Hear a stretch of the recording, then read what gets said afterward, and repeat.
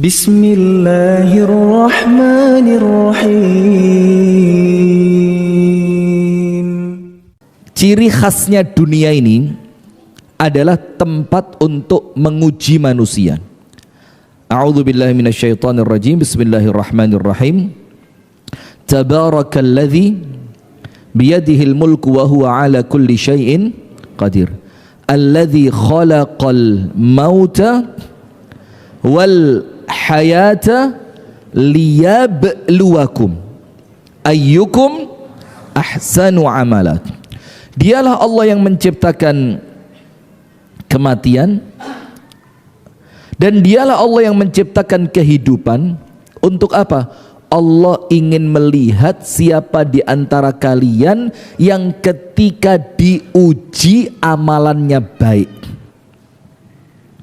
Kemudian dalam surat Al-Ankabut, panjenengan apalah ini ayatnya. A'udzubillahi minasyaitonirrajim. Bismillahirrahmanirrahim. Alif lam mim.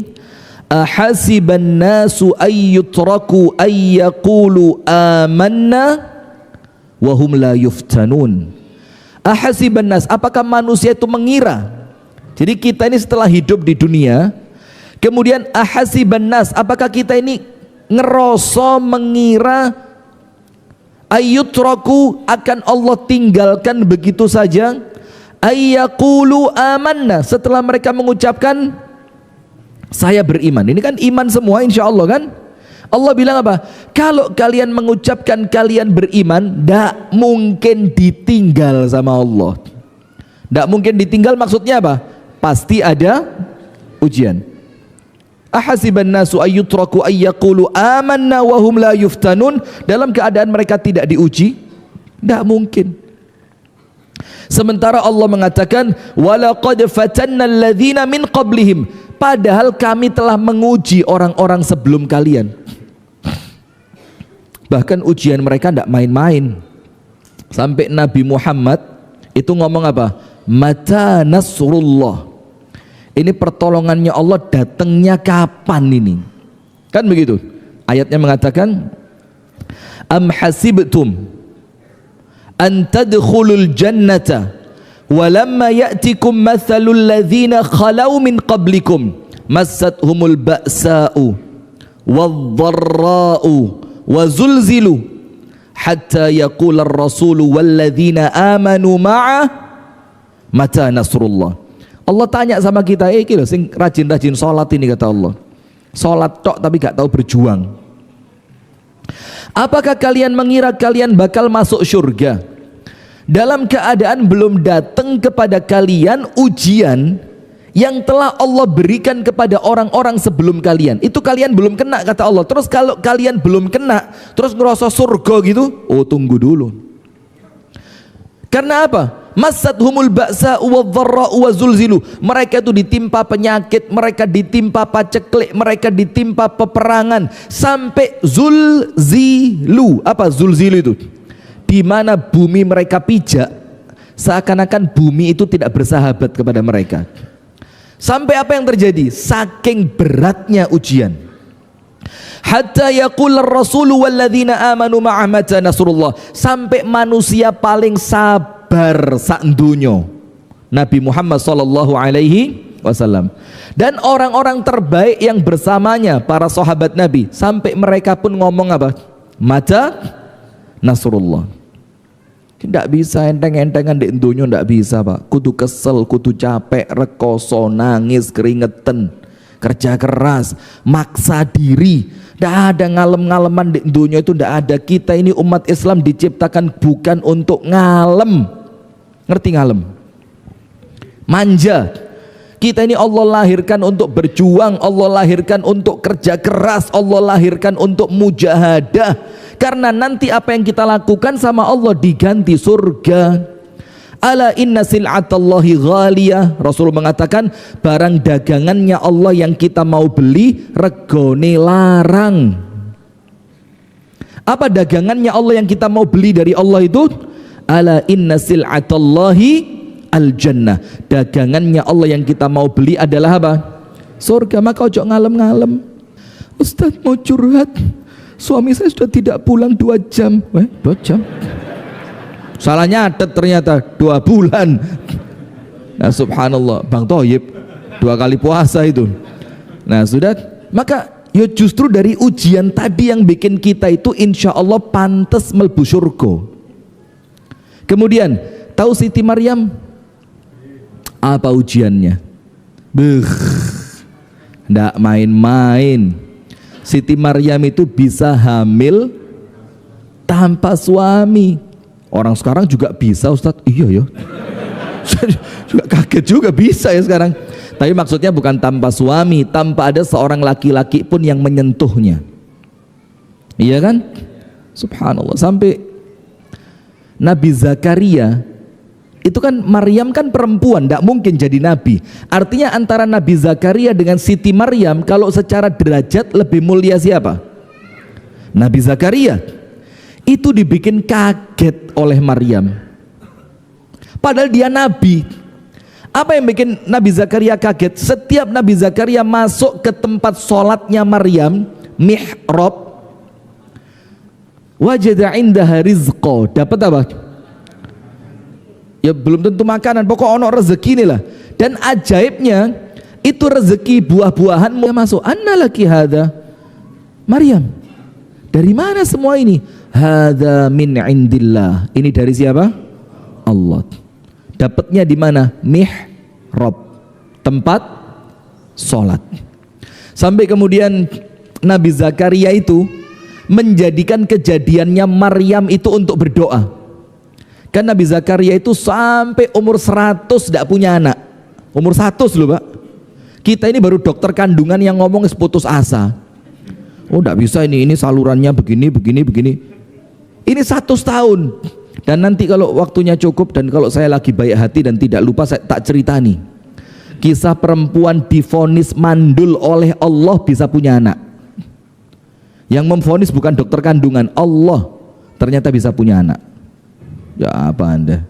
Gak usah bingung dunia ya, gak usah gumunan katanya Gusmus.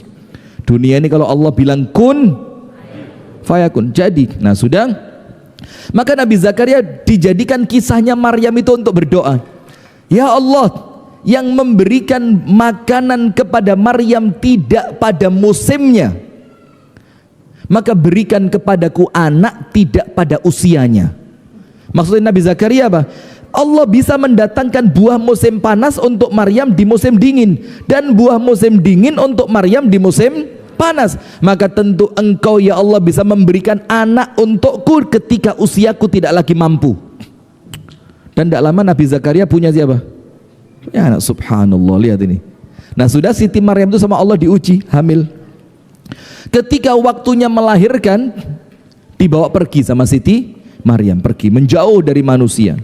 Kemudian duduk di bawah pohon kurma, duduk. Terus dia ngomong apa? Ya laitani mittu qabla hadha wa kuntu nasyan mansiya. Ya Allah, mati lebih ringan ya Allah buat saya. Karuan saya mati sebelum hari ini ya Allah. Ya laitani mittu qabla hadha, ya Rabb, coba saya mati sebelum hari ini ya Allah. Wa kuntu nasyan mansiya, dan saya itu terlupakan. Orang tidak pernah tahu ada manusia namanya Maryam, orang tidak pernah tahu ada perempuan yang melahirkan Nabi Isa. Itu saya lebih ringan ya Allah. Pernah panjenengan kena ujian sampai mikir mati lu enteng?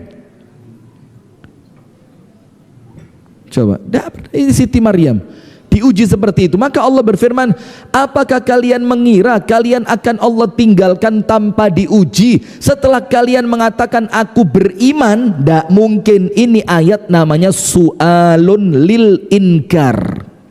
Jadi pertanyaan ini tidak perlu jawaban. Seakan-akan Allah mengatakan kalau kamu beriman kudu siap dapat ujian. Ammar bin Yasir tahu? Saya mau tanya ibu-ibu, Mbak Kung, Mbak Uti. Namanya Sumayyah. Sumayyah itu ibunya Ammar bin Yasir. Artinya dia istrinya sahabat yang bernama Yasir. Itu orang yang mati syahid pertama dalam Islam. Apa ujiannya? Baru masuk Islam, turun belajar, belum ngaji di Nurul Iman, belum. Baru masuk Islam, tuannya tahu, diapain? Panggil. Sumayyah dipanggil, Yasir dipanggil, Ammar anaknya yang waktu itu masih kecil juga dipanggil. Ditunjukkan di depan anaknya, ibu dicoblos pakai besi panas, corun. Antum bayangin.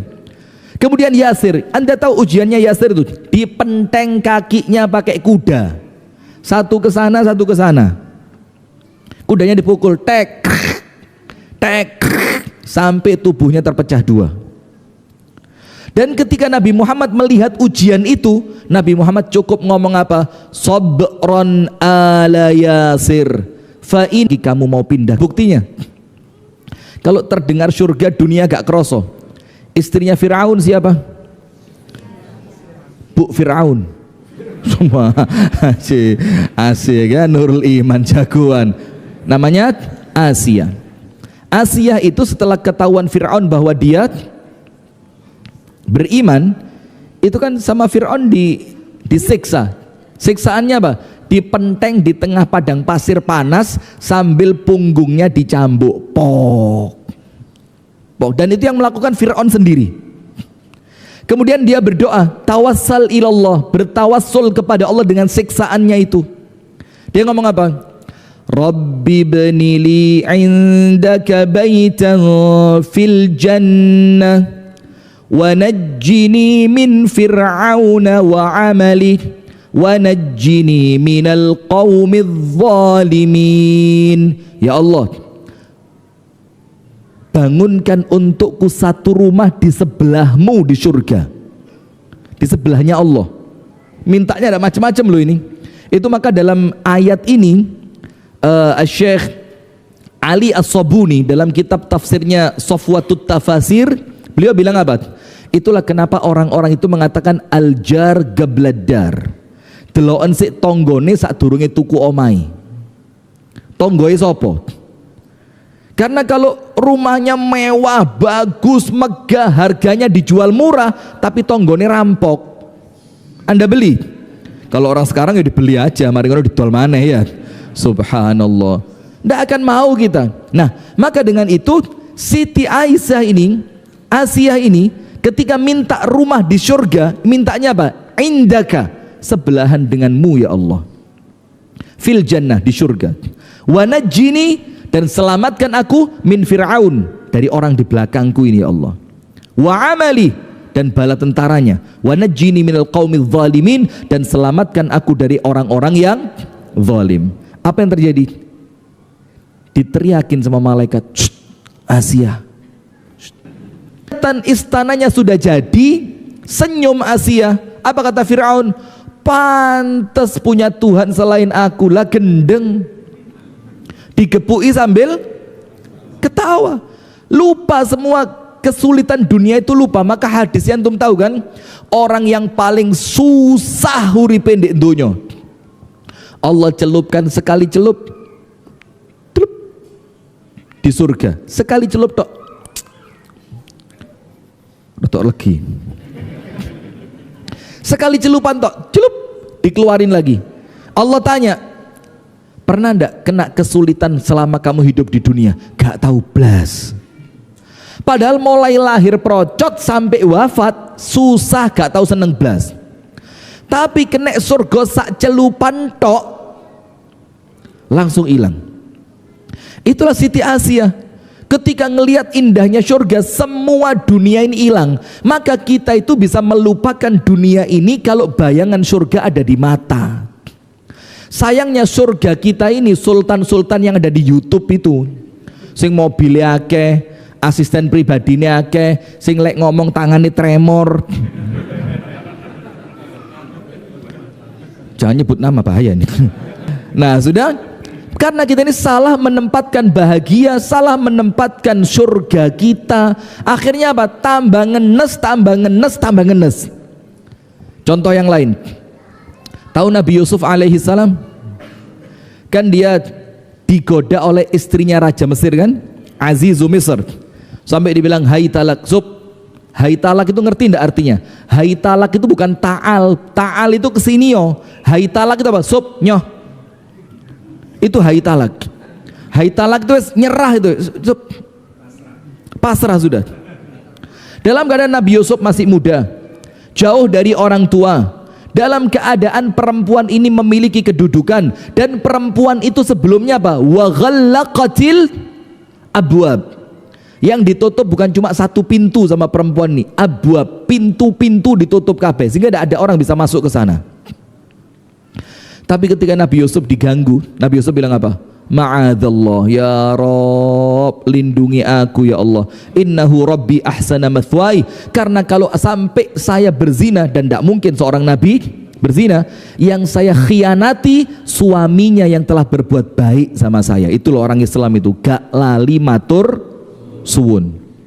Nabi Yusuf ingat, memang kamu cantik, memang saya muda, saya butuh perempuan, tapi ndak. Kenapa? Kalau sampai terjadi saya khianat sama orang yang pernah baik sama saya. Ndak ada pengkhianatan, itu jahat. Ndak boleh khianat. Tidak pernah kumpul antara iman dengan khianat, ndak ada kumpul. Sudah, maka sampai suatu ketika konanganlah ternyata yang ganggu istrinya raja. Tadi bahan geneman. Apa geneman itu? Jadi bahan gosip. Perempuan sak Mesir, isini wong ratu kok kepencut budak iku lho. Terus nyebar. Malulah itu istri raja. Apa kata istri raja? Kamu belum tahu seperti apa laki-laki yang saya kepencut sama dia. Diundang itu perempuan sak Masjid Nurul Iman. Diundang perempuannya, apa yang terjadi? Dibilang tak kasih apel, tak kasih pisau. Jangan dikupas itu apel sebelum saya kasih instruksi. Yusufnya disuruh keluar, sup, metuo. Yusuf keluar, deng. Mereka bilang apa? Kabarna. Mereka perempuan-perempuan itu langsung bertakbir, Allahu Akbar. Terus perempuan itu bilang apa? Hasya lillahi ma hadza basyara, in hadza illa malakun karim. Kutuk menungso iki, bukan manusia ini. Ini malaikat yang lewat ini. Ini yang lewat baru ciptaannya Allah berupa manusia. Itu pun ketika mengupas,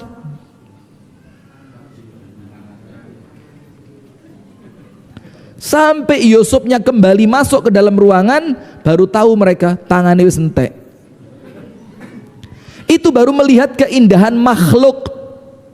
Itu rasa sakit sudah hilang. Nah, sekarang apa yang bikin kita di dunia kok kroso loro banget? Karena pikiran kita bukan akhirat, pikiran kita dunia. Yang kita lihat wong soge sebelah omah, yang kita lihat Sultan Andari, yang kita lihat lagi Sultan satunya mana? Satu itu tetangga saya, coba bahaya itu. Maka karena kita salah menempatkan bahagia, salah menempatkan surga, uripe tambah ngenes. Nah, sudah. Sekarang lihat, maka Allah berfirman dalam surah Al-Ankabut, tidak mungkin kita ini beriman tanpa ujian. Maka kalau sudah beriman, siap, tapi jangan kecil hati. Kenapa? Karena setiap ujian itu sesuai dengan taraf keimanan. Semakin Allah lihat imannya kuat, semakin dinaikkan ujiannya. Ada orang salah fikir, oh berarti daripada ujian saya dinaikkan, mendingan level iman saya tidak usah naik-naik. Ini malah ngawur ini. Sekarang saya mau tanya, orang yang ujiannya paling berat siapa? Bu, saya. Anda jangan sok ngenes. Orang paling berat ujian saya katanya. Siapa suamimu? Masya Allah, saya. Wah, ini ibu-ibu kurang bersyukur ini. Maka orang yang paling berat ujiannya, asyaddun nasi bala'an al-anbiya. Manusia saat dunia ini dikumpulkan, sing uripe paling berat ujiannya al-anbiya, para nabi plus para rasul. Itu paling berat. Wabil khusus nabi ulul azmi. Siapa? Musa, Nuh, Musa, Ya, Nuh, Ibrahim, Musa, Isa, Muhammad alaihimus salatu wassalam. Itu yang ujiannya paling berat, sampai Allah menjadikan mereka sebagai contoh. Disebutkan dalam Al-Quran, wasbir kama sabara ulul azmi minar rusul, dan bersabarlah kalian sebagaimana sabarnya nabi-nabi ulul azmi. Nah, sekarang pertanyaan, nabi itu ujiannya paling berat, tapi hidupnya bahagia atau susah? Bahagia atau susah? Bahagia. Kenapa hidupnya bahagia? Karena keimanannya kuat, maka ujian yang berat terasa kecil, tidak ada repotnya. Maka ibu-ibu juga begitu, Bu. Ketika kemudian ujiannya berat, maka jangan mengeluhnya yang dibesarkan, imannya dikuatkan, ilmunya ditambahi, ibadahnya dimempengi. Maka musibah yang besar itu akan terkalahkan dengan besarnya rahmat Allah untuk orang yang iman, untuk orang yang takwa, untuk orang yang berilmu. Faham boten? Betul bahagia Anda ya, tak belani loh, ini ada nilainya loh ini. Nah, maka begitu jamaah. Nah, sekarang lihat Al-Ankabut, kita baleni. Allah mengatakan tidak mungkin orang yang mengucapkan aku beriman kemudian tidak diuji. Terus bagaimana ya Allah? Walaqad fatanna alladzina min qablihim, orang sebelum kalian telah diuji. Sekarang kita mau tahu, ya Allah, apa sih tujuannya ujian itu?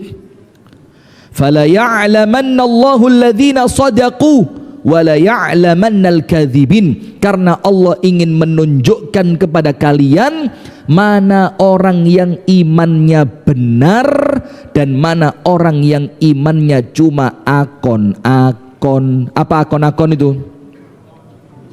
Islam, KTP, tukang bubur naik haji, Masya Allah. Ya sudah, maka Allah ingin tahu. Nah, maka dengan adanya ujian kita bisa lihat level iman kita. Kalau tidak ada ujian, tidak bisa dipisahkan mana yang pejuang, mana yang pecundang. Kalau tidak ada musuh, tidak ketahuan mana pemberani, mana orang yang penakut. Kalau tidak ada ujian, tidak ketahuan mana yang lulus, mana yang tidak lulus. Ya, zaman menteri yang kemarin aja tidak pakai ujian itu. Siapa itu namanya itu? Lupa saya. Lupa gitu. Subhanallah, kok ajaib sekolah tanpa ujian. Terus lolusnya dari mana? Bahkan mulai menteri yang satu itu juga tidak ada anak sekolah tidak naik kelas. Zaman saya dulu, lek kate kenaikan kelas, berdek, keringet adem. Waduh, munggah gak. Padahal saya ini pinter loh, Bian. Cuma rotok nakal gitu loh. Nah, sehingga zaman dulu kan tidak naik itu bukan cuma angka, tapi kan ada apa? Kedisiplinan, sikap dan perbuatan itu ada nilainya. Bisa jadi temennya pinter tapi nakal, gak munggah, yono. Walaupun saya alhamdulillah ya lolos terus, karena abah saya deket sama kepala sekolah. Astagfirullahaladzim. Nah sudah, ordal. Nah sekarang lihat Al-Baqarah 155 sampai 157. Ini semuanya apalah ayatnya. Maka jangan ngaku imannya kuat kalau belum datang ujian. Kalau cuma ngomong imanku kuat, semua orang bisa. Tapi baru akan terbukti kuat atau tidaknya itu ketika ujian datang. Tahu pasukan perang Islam yang berangkat ke Persia, yang ternyata waktu di Persia itu bentengnya Persia tidak bisa ditembus sampai 3 bulan. Sementara pasukan yang dibawa oleh panglima perang itu pasukan yang tidak kuat musim dingin. Sementara sebentar lagi masuk musim dingin. Iki gak mati gara-gara musuh, mati gara-gara musim dingin. Akhirnya diputuskan apa? Bisa kita masuk. Ya apa caranya? Diuncalno pakai tepil ekstra besar. Bung. Pakai namanya manjanik dalam bahasa Arab. Manjanik itu ketapel ekstra besar yang dikerek dan narik ke belakang ini. Biasa itu dibuat isi apa? Jerami yang dikasih minyak untuk dibakar lalu dilemparkan ke tempatnya musuh. Biasanya itu. Ini manjaniknya bukan ngelempar api, ngelempar pasukan. Dan antum tahu buka sejarahnya perang itu. Kalau kira-kira perang itu di zaman kita, Itu munggah manjanik surung-surungan sampean sik ae, ojo sampean sik. Wes salah tak susul ndek burimu, cok kuwatir disiot. Karena yang ikut perang orang-orang yang imannya Masya Allah tabarakallah kuat, rebutan. Karena mereka tahu yang masuk pertama kemungkinan matinya lebih besar. Dan kalau mereka mati, tugas dunianya selesai, pindah kemana? Itu iman, Mbak, iman.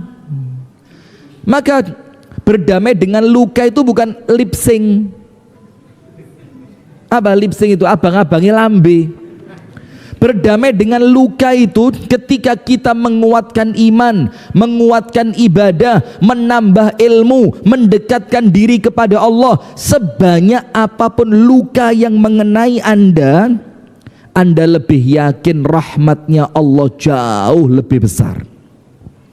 Kemudian Al-Baqarah ayat 155 sampai 157. Semuanya hafal. Wala nabluwannakum bisyai'in. Anda tahu enggak kalimat syai'in? Syai'in itu apa? Sedikit. Anda belajar bahasa Arab. Kalimat syai'in itu artinya sebagian kecil.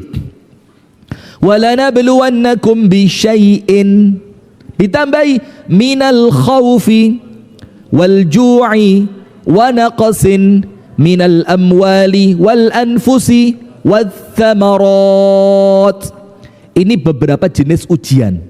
Dan Allah bilang di awal ayat walanabluwanna. Ini ada dua huruf yang menunjukkan pasti dan pasti. Nomor satu, lamnya di awal ayat wala. Lanya itu lam litaukid. Lam untuk menunjukkan kepastian dan kekuatan makna. Ditambahi lagi di akhirnya ada nun di syiddah. Walanabluwanna. Itu menunjukkan makna pasti dan penegasan. Dan fiilnya bukan pakai fiil madhi. Fiilnya fiil apa? Mudhari'. Mudhari' itu apa? Terus gak mandek. Maka kudu siap. Jangan ngalem, kudu siap. Karena ujian itu datangnya ndak disangka, ndak pakai janjian. Ada satu ucapan dari Asy-Syaikh Saleh bin Awad Al-Maghamisi hafizahullahu ta'ala, Imam Masjid Quba Medina sebelum yang sekarang, Asy-Syaikh Ibrahim Ar-Ruhaili, Sulaiman Ar-Ruhaili. Itu imamnya namanya Saleh bin Awad Al-Maghamisi. Dia punya satu kalimat, kemudian dikasih contoh banyak, tapi bukan di sini tempatnya saya jelaskan itu. Begini, lan yukhayyiballahu mra'an aqamahullahu minal lail. Kata beliau apa? Tidak mungkin Allah mengecewakan satu orang pun yang tadi malamnya Allah bangunkan dia untuk tahajud. Karena ndak matching ngerti? Bukan micin. Ndak klop. Jadi kalau tadi malamnya oleh Allah dikasih kesempatan tahajud, Allah bangunkan untuk tahajud, Allah kasih taufik untuk ndonga di sepertiga malam terakhir. Allahumma inni as'aluka salamatan fid din wa afiyatan fil jasad wa ziyadatan fil ilmi wa barakatan fil rizqi wa terus panjang. Tidak mungkin besoknya Allah mengecewakan dia, tidak mungkin. Karena kalau Allah punya niat untuk mengecewakan seorang makhluk, maka malamnya tidak mungkin dikasih kesempatan tahajud, tidak mungkin. Itu loh jogo-jogo saat turunnya bencananya teko. Nah sudah, maka Allah bilang pasti kami akan datangkan ujian kepada kalian. Bisyai'in minal khauf, takut. Tapi ingat, takutnya zaman dulu Pak, takut serangan musuh, bukan takut istri. Ini tidak masuk dalam ayat. Anda buka tafsir manapun tidak ketemu. Jadi kalau Anda takut sama istri itu, Anda tidak masuk dalam ayat ini, tidak masuk Anda. Rasa takut. Takut itu artinya apa? Takut serangan musuh. Bisyai'in minal khaufi wal ju'. Luwe, kekurangan makanan. Nabi Muhammad ketika perang Khandaq, tahu kan ceritanya? Sahabat Nabi protes, "Ya Rasulullah, apa keluwen nih? Seluwe dikongen macul." Dan Anda subhanallah, apa jangan kalau yang pernah haji dan umroh, insya Allah tahu, Madinah itu kan kelihatannya pasir, tapi lek udan titik banjir. Kenapa? Karena pasirnya paling cuma berapa senti, di bawahnya tanah batu. Itu sama sahabat Nabi digali, panjangnya 5 km, lebarnya 15, dalamnya 8, pakai gancu. Dalam keadaan masa kekurangan makanan, sahabat protes, apa ini? Luwe. Nabi Muhammad dibuka gamisnya, ternyata perutnya Nabi diganjel batu. Subhanallah. Dan waktu itu ada kejadian menarik. Salah seorang sahabat Nabi ngundang Nabi untuk makan. Ini riwayatnya Bukhari Muslim. Didatangi Nabi Muhammad, dia ngomong sama istrinya, mana dulu daging kering yang saya simpankan untukmu? Kata istrinya, ada, masakin. Istrinya ditanya, cukup buat berapa orang? Wong loro tok. Ya wes kon gak usah melok mangan, aku mbek Nabi Muhammad. Oke, kata istrinya. Sudah, datang ke Nabi Muhammad dibisi, jangan keras-keras. Ada makanan daging, tapi cuma cukup buat Anda dan saya. Ojo akeh-akeh. Lek melaku alon-alon cegah ngetarani. Kata Nabi Muhammad, cukup buat berapa? 2. Wis mulio. 2 nggih Nabi, 2 nggih Nabi, 2. Iya 2. Jalan itu orang pulang. Nabi Muhammad jerit, ahlul khandak, ini orang semua yang gali khandak ini 300 wong, diundang makan sama dia.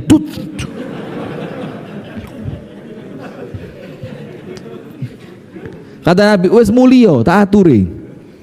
Pulang ini orang, teriak sama istrinya, tokno kabeh, apa nih kabeh? Wes metu kabeh iki kan liyane. Ini Nabi ngundang wong 300, sak parit diundang kabeh. Aku gak melok-melok, aku mulai nang bapakku. Pulang dia. Urusan dewe sudah. Subhanallah, Nabi Muhammad datang, para sahabat antri. Itu nampannya sama Nabi Muhammad ditutup pakai kain. Diambilkan sampai semuanya makan, dan ketika dimakan Nabi dan tuan rumah baru habis. Subhanallah, lihatin. Jadi tidak usah bingung di dunia ini, Pak. Orang itu kalau sudah iman itu ajaib. Sampai dibilang dalam hadis Nabi yang sahih, al-imanu hayub. Iman itu bikin orang berwibawa, gak jaluan, gak ngaleman, gak nangisan, gak gembengan. Karena iman itu hayub. Ini hadisnya sahih. Hayub itu apa? Bikin orang itu kelihatan tough. Tough itu apa? Pede. Gak sih? Lu ngomong sih. Jadi teh curhat.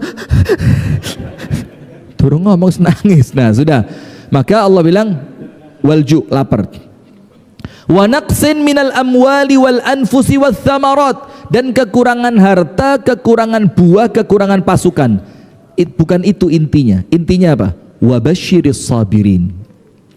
Ternyata setelah Allah menceritakan gak enak tadi, kurang makan, kurang harta, rasa takut, serangan musuh segala macam, Allah bilang apa? Itu semua berita gembira. Anda bayangin, gak enak dibilang berita gembira. Sama seperti tadi, miskin dan mati, orang awam menganggapnya medeni, orang yang imannya kokoh nyenengke. Dan sekarang kembalikan kepada kita masing-masing, bagaimana dengan keadaan iman kita. Nah sudah, wabasyiris sabirin, semua itu berita gembira untuk siapa? Untuk orang yang sabar. Sekarang tak kasih cerita. Ummu Sulaim bintu Milhan al-Ansariyah.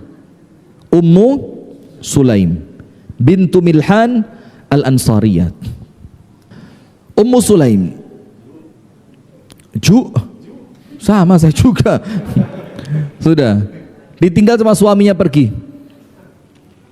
Sampai akhirnya Ummu Sulaim jadi rebutan, karena Ummu Sulaim itu Masya Allah baik, berwibawa, akhlaknya mulia, dan rupawan. Sampai datang lamaran dari yang namanya Abu Tolhah, tahu kan? Dilamar Abu Tolhah, bawa lamaran wakeh, sama Ummu Sulaim ditolak. Ummu Sulaim bilang apa? Rajulun mithlu la yuraddu khitabuh. Laki-laki model Abu Tolhah tidak mungkin ditolak. Jangankan bawa benda sebanyak ini, gowo awak lo gak mungkin ditolak. Abu Talha itu orang yang terhormat, tapi ana mra'atun muslimah wa huwa rajulun kafir. Saya ini muslimah, dia laki-laki kafir. Bilang sama Abu Talha, kalau mau masuk Islam, Islamnya dia untuk maharku. Sampai singkat cerita akhirnya nikah setelah Abu Talha masuk Islam. Punya anak namanya Abdullah. Ketika Abu Talha mau berangkat kerja, dan kerjanya kan pedagang. Pedagang itu perginya bukan sehari dua hari di zaman itu, bulan-bulan. Itu Abu Talha ngomong apa sama istrinya? Ini anak sakit, tolong dijaga baik-baik. Kata Ummu Sulaim, tak jogo api-api. Sudah, berangkatlah Abu Talha kan. Pas hari kedatangannya Abu Talha, Allah takdirkan anak itu meninggal dunia. Lihat hebatnya Ummu Sulaim. Kalau perempuan sekarang, ojo anaknya mati, pilek lo lek telepon suami ping 17, selak mati lo anakmu. Astagfirullah wa atubu ilaih. Abu Talha datang tanya, bagaimana anak kita? Apa jawabannya Ummu Sulaim? Ahda min qabl, lebih tenang dibanding sebelumnya. Bohong apa enggak? Ya tergantung interpretasi. Tapi aslinya enggak bohong. Kenapa? Karena anaknya itu sebelumnya apa? Dehidrasi, panas yang sampai sekarang enggak ada suaranya. Tenang apa enggak? Tenang. Abu Talha mengira lebih tenang berarti apa? Waras. Ummu Sulaim dandan cantik, Ummu Sulaim masak, nenak segala macam. Abu Talha makan, selesaikan urusannya dengan Ummu Sulaim, baru diceritani. Mas, ya apa dik? Enek tonggo disili kalung mbek koncone. Pas kalungnya dijokok, tonggone ngamuk. Kata Abu Talha, enggak boleh. Kalau dia tahu itu pinjaman, kalau yang meminjamkan mengambil harus dikembalikan. Begitu mas, harus. Mosok mas, lu yang ngono. Ya apa mas? Itu anak kita titipan bukan dari Allah. Itu jelas titipan. Lah yo itu mas, sama yang nitipi diambil. Itu kalau kita antara dua lain tidak stroke jantung. Na'udzubillah min dzalik. Nas'alullah salamata wal afiyah. Mudah-mudahan sehat semua nggih. Amin. Abu Talha bilang apa? Kenapa enggak ngomong dari tadi? Ama qulta min qabl, ama qulti min qabl. Kenapa enggak ngomong dari tadi? Kata Ummu Sulaim, kalau saya ngomong dari awal kamu capek, kamu panik, kamu tidak akan bisa makan, kamu butuh sama saya, kamu tidak akan bisa lakukan. Maka saya selesaikan semuanya dulu. Dikubur malam itu, besok subuh Abu Talha lapor sama Nabi Muhammad, ya Rasul, istri saya sabarnya keterlaluan. Ya apa itu sabar keterlaluan? Diceritakanlah kisah tadi malam. Apa Rasul bilang? Ya memang begitu seharusnya. Lihat, ujiannya berat apa ringan? Tidak ada ngalem-ngaleman, tidak ada. Kenapa yang menjadikan dia tidak ngalem apanya? Keyakinannya dia kepada Allah. Sudah, Nabi Muhammad bilang apa? Ya wes lah, nanti malam hubungan lagi, saya doakan berkah hubunganmu nanti malam. Betul. Nanti malamnya hubungan suami istri, dapat 1 anak, anak itu punya 10 anak, semuanya hafid Al-Quran dan perawi hadis.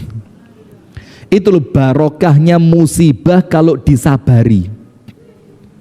Maka ojo didik pasang status emotikon nangis, kenapa harus aku? Loh sing milih kudu aku ya garai.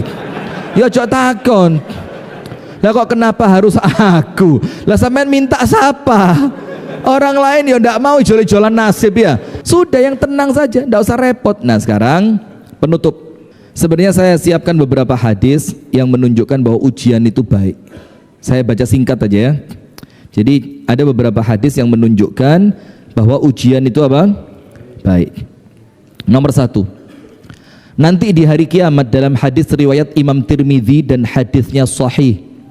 Ada Allah pisah manusia jadi 2. Ada ahlul afiyah sama ahlul bala. Ahlul afiyah orang yang ketika di dunia hidupnya lempeng, tenang, tidak ada ujian, tidak ada repot-repot, ujian paling kecil. Yang kedua ahlul bala, ndek ndonyo gak tahu tenang blas, situk tas mari pindah situ situk durung mari ketekan situ terus sampai dia meninggal dunia.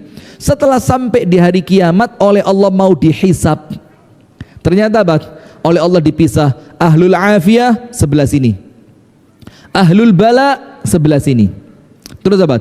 Ketika Allah berikan pahala untuk orang yang di dunia hidupnya ruwet, sumpek, penuh dengan ujian, tapi imannya kuat, Allah kasih pahala besar bahkan tanpa hisab.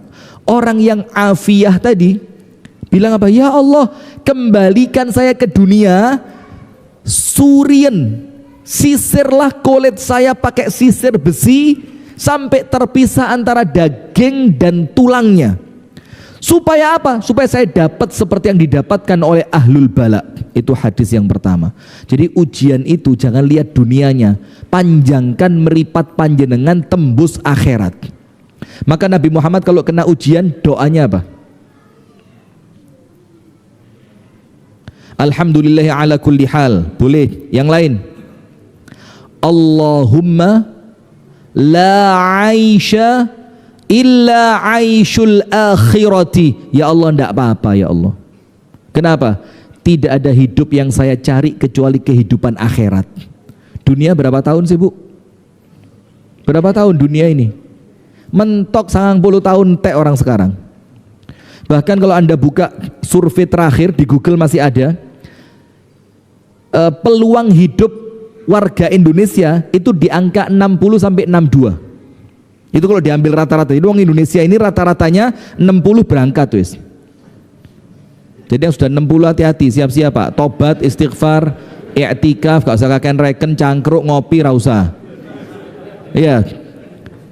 Sudah? Maka ahlul bala nikmat di akhirat nanti. Yang kedua, ada hadis yang mengatakan ma yusibul muslimu min nasabin wala wasabin wala hammin wala hazanin wala adha hatta syauka yushakuha illa kana lahu biha ajr. Tidaklah seorang muslim kena repot, kena capek, kena sedih, atine sumpek, gelisah, sampai duri yang menusuk di kakinya, kecuali semua itu mendatangkan pahala. Dalam riwayat yang lain, kaffarallahu biha min khotoyahu. Setiap musibah itu menghapuskan dosa. Sampai apa? Hatta yalqallaha wa laisa alaihi khati'atun. Sampai dia nanti meninggal dosane wis entek. Jadi Allah itu mendatangkan musibah buat kita untuk ngeresii. Maka saya sampaikan di Kediri, saya sampaikan di Malang, jangan suudzon kalau ada orang mau meninggal kena penyakit berat. Husnudzon, boleh jadi Allah sayang, Allah kasih penyakit berat supaya sebelum meninggal dosanya habis. Tidak usah, oh iku azab iku. Tidak ada, jangan. Boleh jadi Allah sayang sama dia, maka sama Allah dia dibikin sakitnya panjang. Tujuannya apa? Setiap dia mampu bersabar, dosanya dihilangkan. Kemudian sekarang ada 4 hal yang harus kita lakukan agar kita bisa damai dengan luka. Nomor 1, cari ilmu. Terus belajar ilmu, dalami ilmu, karena ilmu itu menenangkan.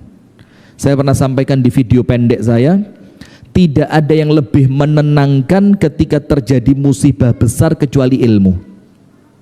Tidak ada yang lebih menenangkan ketika terjadi musibah besar kecuali ilmu. Ja'far bin Abi Thalib ketika tangannya diputus ketika perang, entek tangane, Nabi Muhammad bilang apa? Allah ganti dengan 2 sayap di surga, dia boleh terbang kemanapun dia suka. Ada orang yang diuji dengan meripate, buta.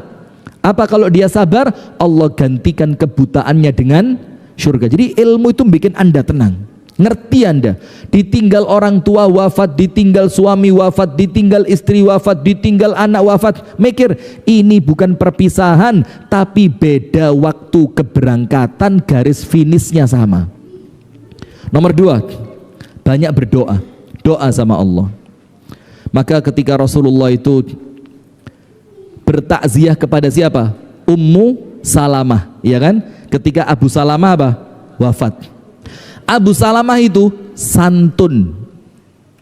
Abu Salamah itu sabar pol, tidak pernah sekalipun marah.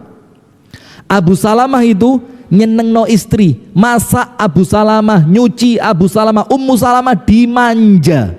Ketika Abu Salamah meninggal, itu guncangan besar untuk Ummu Salamah. Maka oleh Nabi Muhammad disuruh berdoa, Allahumma ajurni fi musibati wa akhlif li khairan minha. Ya Allah, kasih pahala dari musibah ini ya Allah, dan berikan ganti yang lebih baik. Ummu Salamah sempat mikir, sopo sing luwe apik timbang tidak ada. Abu Salamah terbaik. Datang lamarannya Umar, dibilang apa? Umar, kamu tidak lebih baik dari Abu Salamah. Ditolak. Abu Bakar datang, Abu Bakar, kamu tidak lebih baik dari Abu Salamah. Ditolak Abu Bakar. Tidak lama yang ngelamar siapa? Nabi Muhammad. Mana lebih baik Nabi Muhammad dengan Abu Salamah? Doa sama. Ada satu doa, ini saya tulis waktu saya SMA kelas 2, pakai tinta merah di kertas kecil. Saya kan lama tinggal di Jakarta 7 tahunan, saya sempat tidak pulang lama. Umi saya sedih. Saya tidak tahu ya apa ceritanya kertas tadi, saya tidak tahu. Itu ternyata ketika saya pulang, kertas yang saya tulis dengan tinta merah tadi itu di dompetnya umi saya. Antum tahu yang saya tulis apa? Allahumma inni abduka, ibni abdika, ibni amatika, nasiyati biyadika, madin fiya hukmuk, adlun fiya qada'uk, as'aluka Allahumma bikulli ismin huwa lak, sammaita bihi nafsak, au anzaltahu fi kitabik, au 'allamtahu ahadan min khalqik, au ista'tharta bihi fi ilmil ghaibi 'indak, an taj'alal qur'ana rabi'a qalbi. Rasul bilang apa? Kalau ada orang sedih, baca doa ini, sedihnya pasti hilang. Dan itu sama umi saya dibaca. Saya langsung berbismillah, ya Allah, sesedih itu umi saya ketika saya hilang, pergi di Jakarta. Nanti itu doa. Nomor 3, zikir. Apa? Zikir. Maka kalau ono opo-opo, ojo lali. Lisannya itu langsung astaghfirullah, subhanallah, la haula wala quwata illa billah, alhamdulillah, Allahumma salli ala Muhammad, inna lillah. Terus zikir. Kenapa? Alladzina amanu wa tatma'innu qulubuhum bi dzikrillah, ala bi dzikrillahi tatma'innul qulub. Yang terakhir, yang keempat, banyak beramal soleh, karena amal soleh itu nenangno ati. Maka dikatakan dalam ayat Al-Quran, man amila solihan min dzakarin au untha wa huwa mu'min falanuhyiyannahu hayatan thayyibah. Orang yang amal soleh, orangnya iman, Allah akan berikan untuknya kehidupan yang serba kebahagiaan. Tok isini iman dan amal soleh. Nomor 1 ilmu, nomor 2 doa, nomor 3 zikir, nomor 4 amal soleh. Barakallahu fikum. Itu yang dapat kami sampaikan, mudah-mudahan ada manfaatnya. Apabila ada salah dan kurangnya, saya mohon maaf yang sebesar-besarnya. Kami tutup dari sini dengan doa kafaratul majlis. Subhanakallahumma wa bihamdika, ashhadu an la ilaha illa anta, astaghfiruka wa atubu ilaik. Assalamualaikum warahmatullahi wabarakatuh.